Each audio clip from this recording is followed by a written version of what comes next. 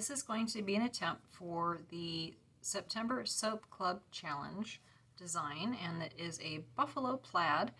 Since I am in the advanced category, the advanced one, it kind of changes depending on what the membership is and then what the challenge is. So this month, if you have been soaping for over 3 years, or you have placed in the top 3, then you have to be in that advanced category, which I am in both. And really, either way, I would have tried this one anyway because I think it's a fun one to do. So I have done one of them. Let me grab it real quick. The advanced category. So okay, let me backtrack. A Buffalo Plaid, you can pick either 3 colors or 6 color plaid, and the 3 color would be 2 base colors, and then you mix it to combine the 3rd color, and that acts as your glue. So you pour the 2 colors one day and then you attach it all together the next day or whatever day. This one would meet the criteria because I have 4 layers and it is the 3 color plaid, and they're also less than an inch wide, big. So we have to be smaller than an inch, and it has to be at least 4 high, and you have to do either the 3 plaid or the 6 plaid. There's a bunch of different plaids out there. I had to ask some questions because there was a really cool 4 color one, but that didn't really work. Because for example, the 4 color one had a blue and a white. Well, then it had the other 2 colors which would have had a stronger concentration of either the blue or the white. So that one didn't count. So it's kind of like an equal parts type thing. So what I'm doing now, this was the successful one. I did have a very unsuccessful 3 color one where I made 1/2 inch squares in my normal mold. So this is my tall and skinny one I don't use very often. And then I made one in the normal molds. That one didn't turn out too well. So trying again. Anyway, this one batch is going to be a 6 color. And I have all my math. This one took quite a bit of math to figure out. But this one, you can kind of see, I want to kind of go with a fall look. So I have tan, a red, and a brown. And my colors, make sure I don't knock anything over. I have honeyed beige from Brambleberry, red vibrance from Nurture, and mocha from Nurture as well. I really wanted to use the bronze brown, but I didn't have enough of that. So if you can kind of see, I have my pattern here. You can really see the red in the middle, and then I'll have the darker brown on the outside.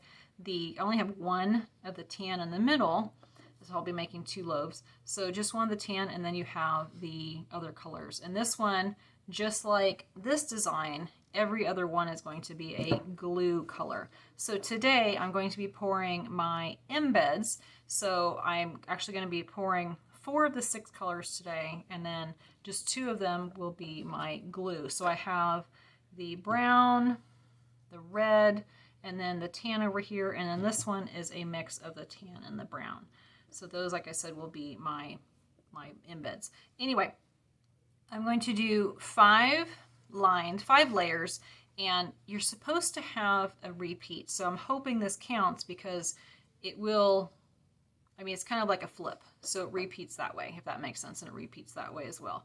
And then the top, I'm just going to do a black top on that and probably some swirls depending on how the fragrance. Now I'm using Cranberry Pomegranate from Brambleberry. I have not used this one before. It does accelerate. I'm using my slow moving recipe. With this challenge, with this design, you do want to have an accelerating fragrance. So I've tried this a few times, and you definitely want something that accelerates because otherwise you're going to be waiting forever for the soap to set up enough to place those embeds. Because one of the batches took me like an hour and a half to do it to get everything set up.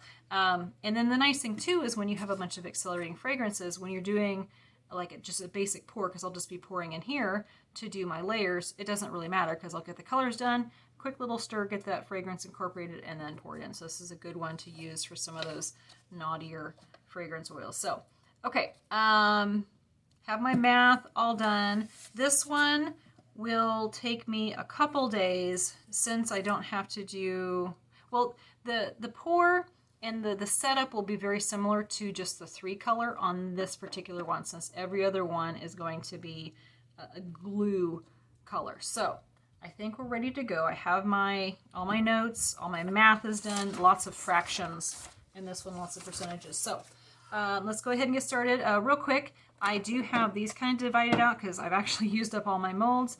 And since I only have 2 of the squares of the tan color, I'm just doing a little skinny one right here, and then I'll do my other colors there. So that should be what I need for my squares.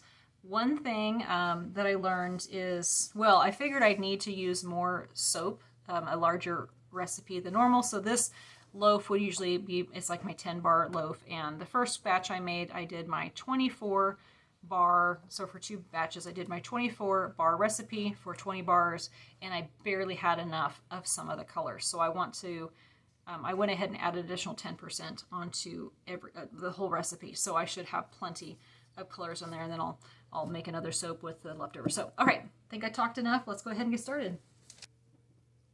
One thing I forgot to mention with this fragrance is it does discolor to tan.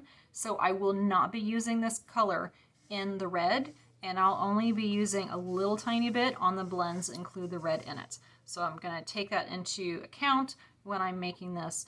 And also I have divided it out, so depending on how much it accelerates when I'm doing this may determine how much of it I use when I pour the actual layer. So even though you want to do that, the accelerating fragrance, if this moves way too fast, I'm just going to have to time it out and just not use fragrance in portions of it, because if it goes too fast, then I won't be able to get the design in at all, and that's obviously not going to work. So, okay, let's go ahead and get started.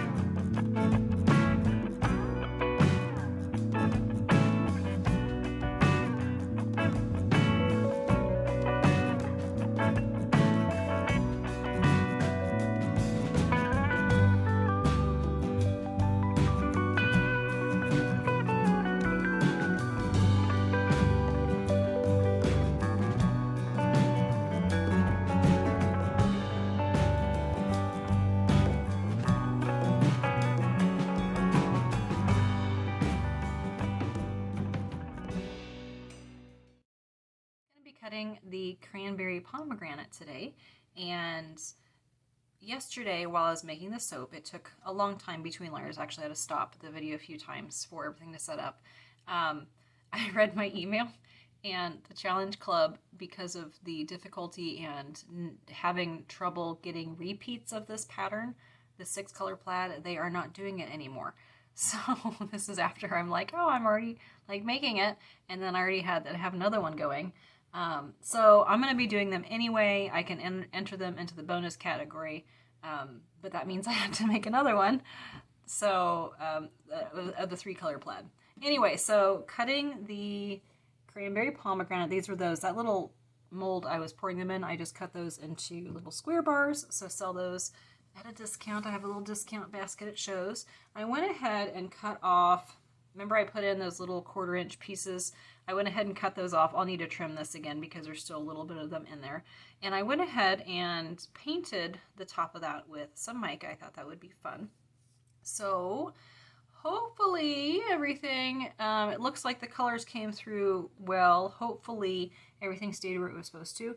Now one of these loaves was more square than the other one. I don't remember which one at this point. So we're going to cut them open, and then I'm going to trim them up and show you the final look after that.